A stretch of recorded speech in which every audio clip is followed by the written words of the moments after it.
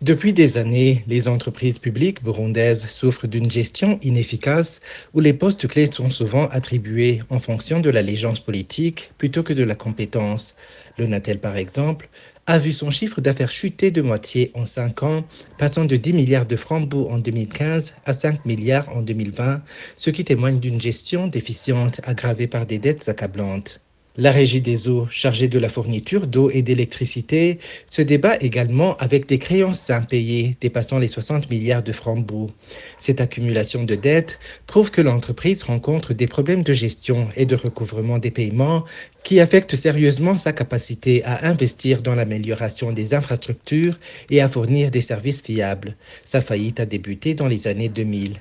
La société sucrière du Mosso souffre depuis 2010 d'un problème de gestion interne aigu et de décisions opérationnelles inefficaces, d'un manque d'investissement dans la modernisation des équipements de production devenus obsolètes, ainsi que de difficultés financières prolongées, notamment des problèmes de liquidité. Quant à l'Air Burundi, elle manque du capital nécessaire pour moderniser sa flotte et maintenir des opérations compétitives depuis 2009.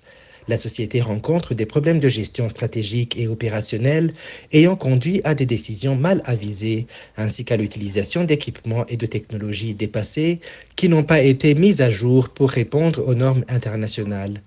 Toutes ces entreprises ont en commun des recrutements basés sur l'appartenance politique, notamment au parti CNDD-FDD qui est au pouvoir. Le parti impose de nouveaux employés à ces entreprises sans tenir compte de leurs contributions, encore moins de leur expérience ou de leur performance. La seule condition de militantisme suffit pour être admis à un poste de responsabilité technique ou politique. Le clientélisme et la corruption ont également miné l'efficacité de ces entreprises.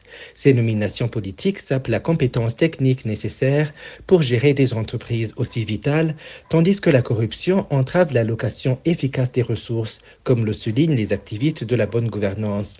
Selon l'Observatoire de lutte contre la corruption et les malversations économiques, au LUCOM, les dirigeants de ces entreprises augmentent souvent les charges fixes en recrutant un personnel non nécessaire et en s'octroyant des avantages exorbitants, détournant ainsi les ressources pour des intérêts privés au lieu de servir l'objectif public. La communauté internationale, notamment l'Union européenne, a exprimé sa préoccupation concernant la gestion des entreprises publiques et les violations des droits humains.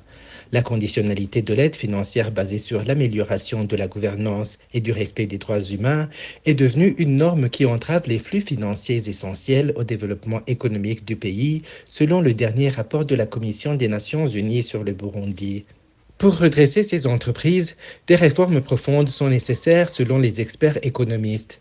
Premièrement, il est crucial d'instaurer un mécanisme de recrutement basé sur la compétence pour les postes clés au lieu de se contenter de l'appartenance politique.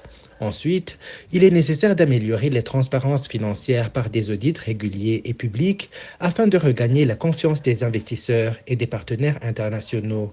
La privatisation partielle, proposée par des experts économistes, pourrait introduire une gestion basée sur le rendement économique tout en préservant les intérêts nationaux. De plus, la dépolitisation des conseils d'administration et la mise en place de structures de gouvernance indépendantes pourraient garantir des décisions plus objectives et économiquement profitables, sans oublier le respect des droits humains à la source de cette crise économique au Burundi.